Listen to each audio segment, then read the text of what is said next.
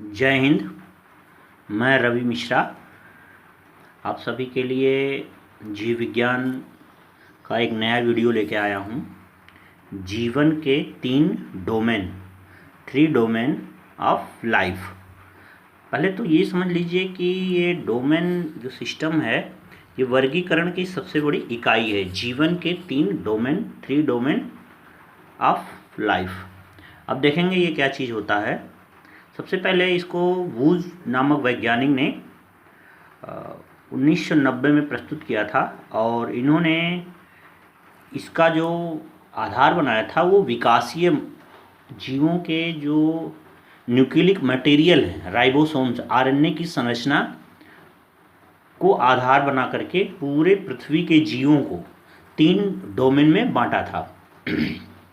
आता है कि डोमेन की ज़रूरत क्या पड़ी। सबसे बड़ी बात तो ये है कि जैसे आपने पढ़ा होगा कि किंगडम, तो अभी तक ये जान रहे थे कि जितने भी जीव हैं उनका सबसे बड़ा जो वर्गीकरण की इकाई है वो है जो वर्गीकरण का स्तर कह सकते हैं, इकाई नहीं स्तर, कि वो किंगडम है। लेकिन उससे भी किंगडम से भी ऊपर कि इन सभी किंगडमों को इन 3 डोमेन के अंतर्गत रखा गया है। या ऐसे भी कह सकते हैं कि वर्गीकरण की सबसे बड़ी सीढ़ी जो है वो डोमेन है, उसके बाद किंगडम आता है।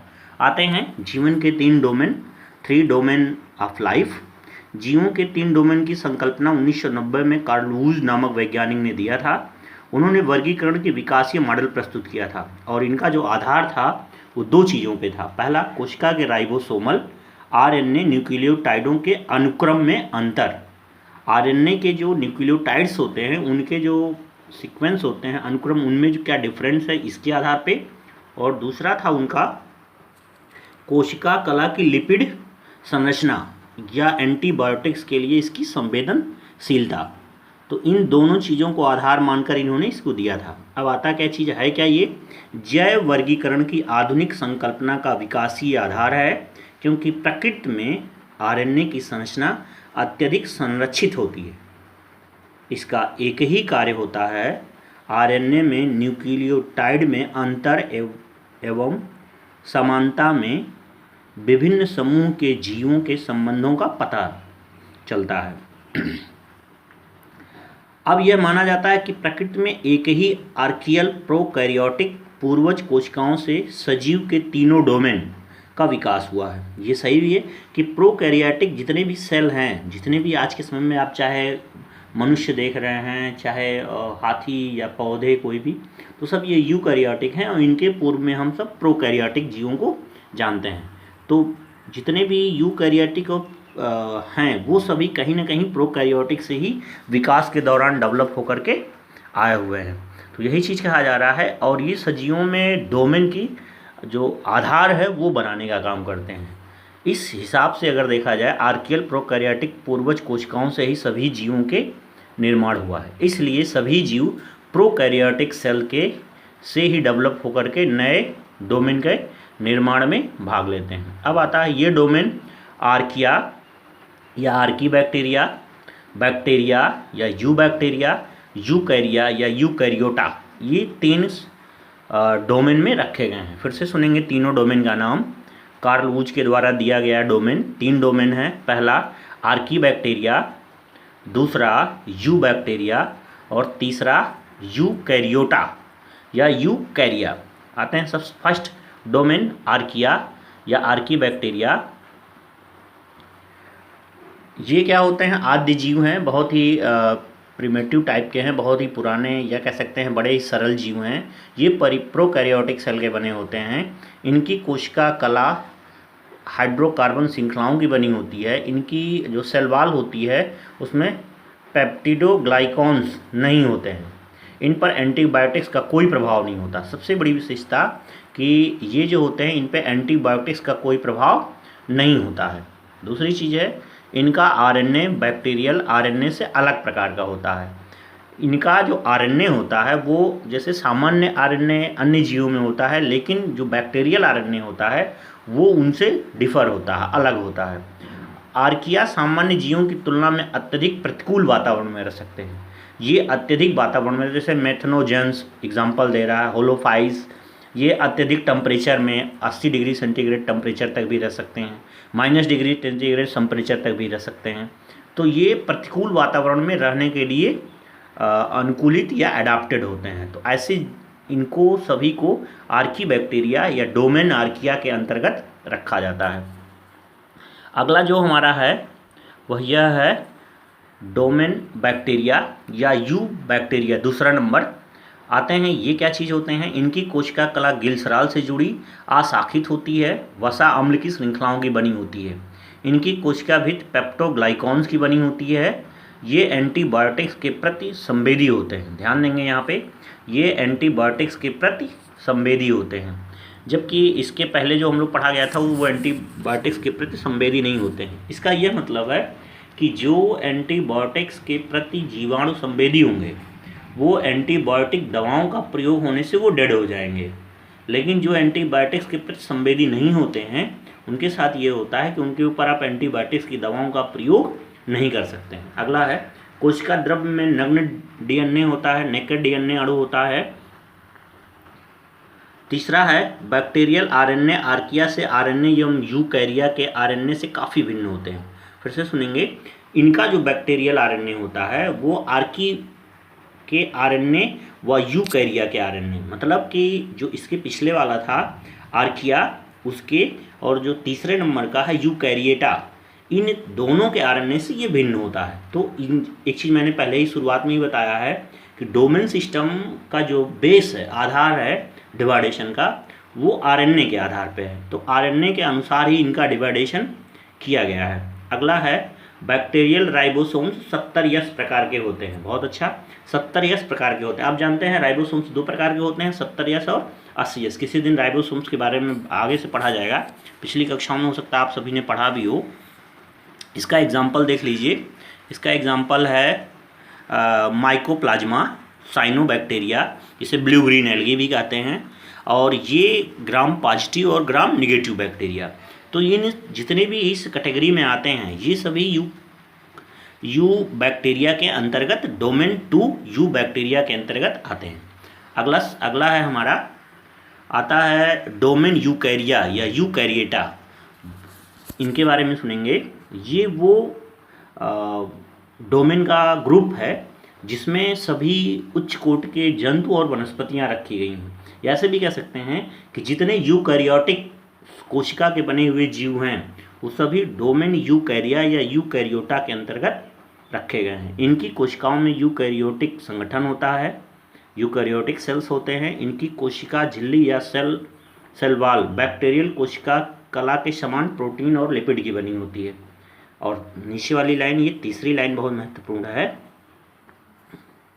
ये जंतु कोशिकाओं में कोशिका भित्ति, किंतु पादप कोशिका में कोशिका भित्ति कोशिकाएं उपस्थित होती हैं। ध्यान दीजिएगा कि जो एनिमल सेल होता है उसमें सेल वॉल नहीं होती है, लेकिन अगर प्लांट सेल है तो उसमें सेल वॉल होती है।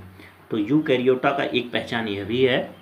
दूसरा है यूकैरिया पर एंटीबायोटिक्स का कोई प्रभाव नहीं पड़ता, अर्थात इसमें एंटीबायोटिक्स का कोई प्रभाव नहीं पड़ता।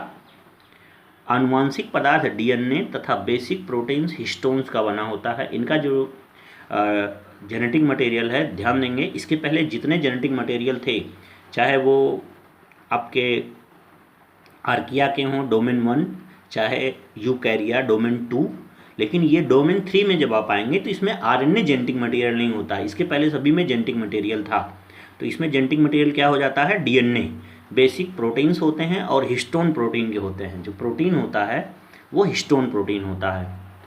अगला है यूकैरियोट्स का आरएनए अलग प्रकार का होता है। सही है, इसमें उन दोनों से आरएनए इसका अलग होगा, अलग कुछ उसमें डिफ्रेंसिएशन होता है। और बड़ी यूनिवर्सल ट्रूथ है कि जितने भी यूकैरियोट सेल के जीव होते हैं उन सभी में राइबोसोम्स 80S किस्म के होते हैं, अर्थात 80S प्रकार के। अब मैं आपको इसका उदाहरण भी बता दूं, क्योंकि इसमें उदाहरण नहीं दिया है। इसका एग्जाम्पल आप देख लीजिए। इसका एग्जाम्पल है एनिमल एंड प्लांट।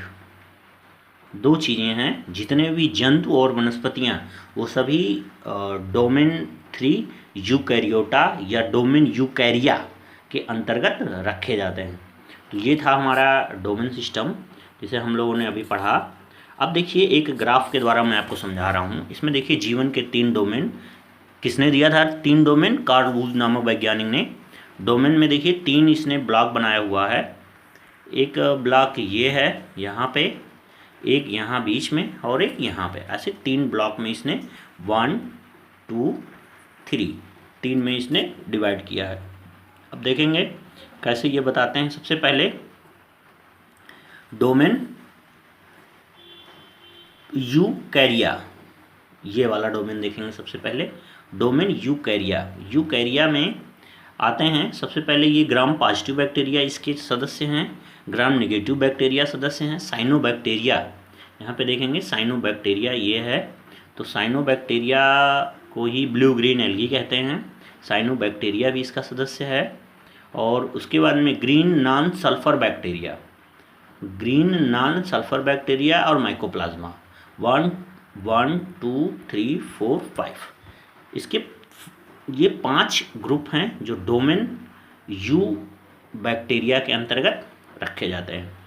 अगला आता है डोमेन आर्किया। डोमेन आर्किया में आता है मेथनोजेंस, होलोफेल्स और थर्मोडोफेल्स। तो ये इसमें हैं, ये आपको मैं थोड़ा सा ये और सही कर दूँ। इसमें देखिए ये जो मैंने बताया है, ये पहले नंबरिंग कर दूँ तो समझ में आएगा ज़्यादा अच्छा। ये फर्स्ट, ये सेकंड और ये थर्ड। चूँकि ये क्रम से इस पे था तो मैंने इसको पहले बता दिया, अब इसको बता रहा हूँ। ये देखेंगे यहाँ पे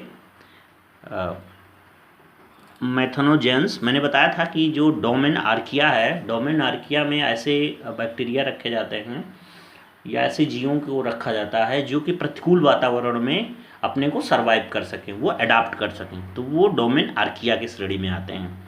और तीसरा जो डोमेन आता है वो डोमेन यूकैरिया के अंतर्गत पहले हैं फंजाई, प्लांट्स, एनिमल और प्रोटिस्टा। आप ध्यान दीजिएगा, ये जितने भी हैं 1 2 3 4, ये जितने भी हैं चारों प्रकार के ग्रुप जो हैं वो डोमेन यूकैरिया के, ये सभी यूकैरियोटिक सेल के बने हैं। तो इसको तो याद ही नहीं रखना है आपको, एकदम एक बार आप पढ़ लेंगे समझ में आ जाएंगे कि यूकैरियोटा के अंतर्गत वो सभी जीव आते हैं जो यू बैक्टीरिया के अंतर्गत रखे जाते हैं। दूसरा है डोमेन यू बैक्टीरिया के अंदर gram positive, gram negative, mycoplasma, blue green algae या साइनोबैक्टीरिया, ग्रीन सल्फर बैक्टीरिया आदि रखे जाते हैं। डोमेन आर्किया के अंतर्गत उन बैक्टीरियाओं को रखा जाता है जो फर्स्ट नंबर है, यहाँ पे देख रहे हैं ये फर्स्ट नंबर। इनमें ऐसे बैक्टीरिया या जीवों को रखा जाता है जो बहुत ही आद्य प्रकार के, बहुत ही प्रिमिटिव, या कह सकते हैं कि पृथ्वी पे उत्पत्ति के दौरान ये प्रथम बार इन सभी जीवों से पहले ही आ गए थे, तो इनको रखा जाता है। और ये मेथनोजेंस वगैरह हैं, ये होलोफेल्स हैं, ऐसे जीव जो कि प्रतिकूल वातावरण में अपने जीवन को जी सकते हैं। तो इस प्रकार से हमारा ये आज डोमेन सिस्टम था जिसे मैंने आप लोगों को समझाया। याद रखिएगा डोमेन सिस्टम का जो मूलभूत आधार है वह क्या है? RNA, on the basis of RNA. RNA का पूरा नाम तो आप सभी जानते होंगे, ribosomal nucleic acid. Deoxy ribo nucleic acid DNA का होता है, राइबो न्यूक्लिक एसिड आरएनए का होता है। तो ये आरएनए और के बेस पर इनको हम डोमेन को बांटे थे। चलिए इसी बात पे ये वीडियो समाप्त करते हैं। धन्यवाद।